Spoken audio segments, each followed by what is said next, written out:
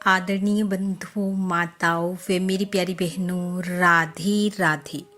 आप सभी का हमारे YouTube चैनल जीवन की धारा पर बहुत बहुत स्वागत है। बंधुओं, आज हम इस वीडियो में बृहस्पतिवार के दिन सुनी जाने वाली भगवान विष्णु की कथा कहानी सुनेंगे, जिसे सुनने सुनाने से भगवान श्री हरि की कृपा से घर की सुख समृद्धि में वृद्धि होती है, अन्न धन में बरकत होती है, वे संतान सुख बढ़ता है। कथा कहानी सुनने के बाद यदि आप हमारे चैनल पर नए हैं तो कृपया हमारे चैनल को सब्सक्राइब करें, बेल आइकन को प्रेस करें ताकि हमारी वीडियो की नोटिफिकेशन सबसे पहले आप तक पहुंचे। वीडियो को शेयर व लाइक भी जरूर करें। कथा कहानी के अनुसार एक नगर में एक ब्राह्मण और ब्राह्मणी रहते थे। ब्राह्मण भगवान विष्णु का भक्त था। नित्य सुबह जल्दी उठना, पूजा पाठ करना, भगवान विष्णु के मंत्रों का जाप करना, यह उसका नित्य का कर्म था। लेकिन ब्राह्मणी ब्राह्मण से बिल्कुल उल्ट थी। ना वह सुबह जल्दी उठती, ना स्नान करती, ना पूजा पाठ करती और उठते ही भोजन करने बैठ जाती। ब्राह्मण इस बात से दुखी था। वह ब्राह्मणी को बहुत समझाता, लेकिन ब्राह्मणी पर उसकी बात का कोई प्रभाव न पड़ता। एक समय भगवान विष्णु की कृपा से ब्राह्मण के घर पुत्री का जन्म हुआ। कन्या ऐसी जैसे साक्षात लक्ष्मी का स्वरूप हो। धीरे धीरे कन्या बड़ी होने लगी। ब्राह्मण वैसे ही अपना नित्य नेम करता और ब्राह्मणी का भी वही स्वभाव रहा। थोड़ा बड़ा होने पर वह कन्या भी अपने पिता की भांति भगवान विष्णु का पूजन करने लगी। उठते ही स्नान ध्यान कर विष्णु सहस्त्र नाम का पाठ करती।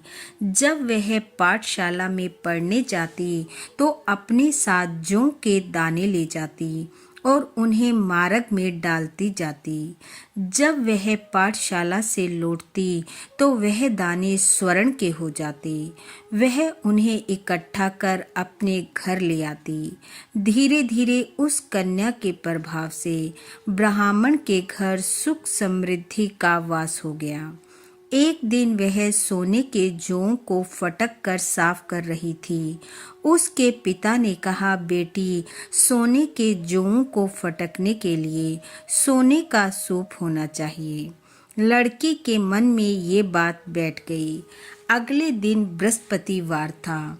लड़की उठी, स्नान ध्यान कर भगवान विष्णु का पाठ किया और भगवान श्री हरि से प्रार्थना की कि अगर मैंने आपकी पूजा सच्चे मन से की है तो मुझे सोने का सूप दे दो।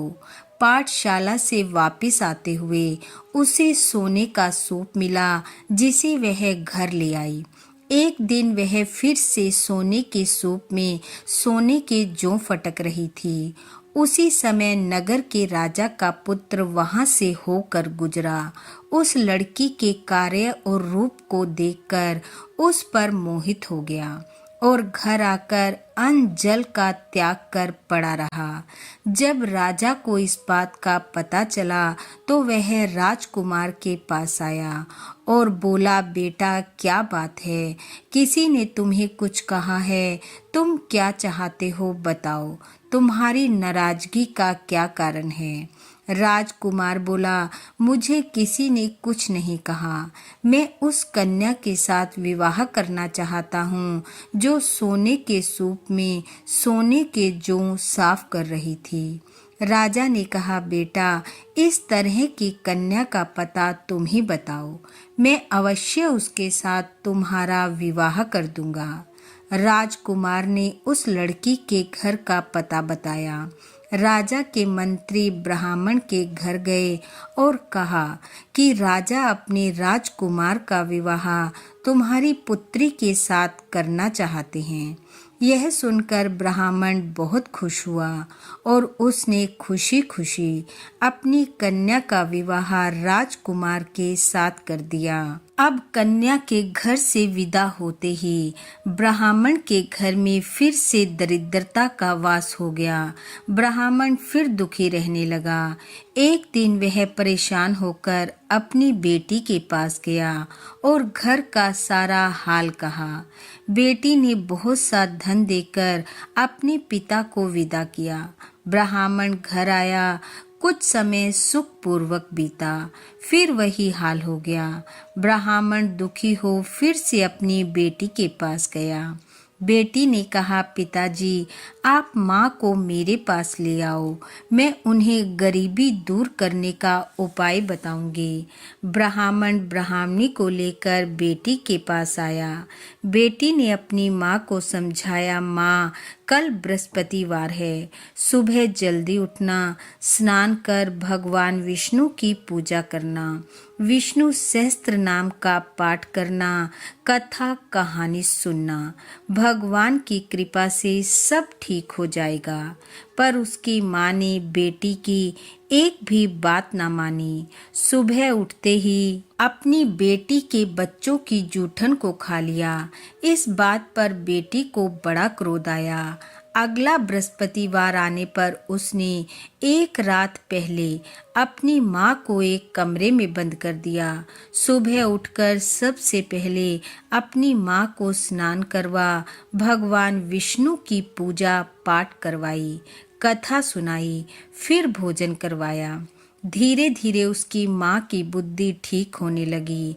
वह ब्राह्मण के साथ अपने घर लौट आई और फिर नियम पूर्वक भगवान विष्णु की पूजा करने लगी, कथा श्रवण करने लगी और भगवान श्री हरि की कृपा से उसके घर भी सुख समृद्धि का वास हुआ। पुत्र रतन की प्राप्ति हुई और वे दोनों इस लोक के सुखों को भोगकर विष्णु लोक को गए। हे भगवान श्री हरि, जैसे आपने ब्राह्मण ब्राह्मणी और उनकी बेटी पर कृपा की, वैसी सब पर करना। इस कथा कहानी को सुनने वाले सुनाने वाले सब पर अपनी कृपा बरसाना, सबके घर सुख समृद्धि के भंडार भरना, संतान सुख देना। इन्हीं शुभकामनाओं के साथ आप सबका बहुत बहुत धन्यवाद। राधे राधे।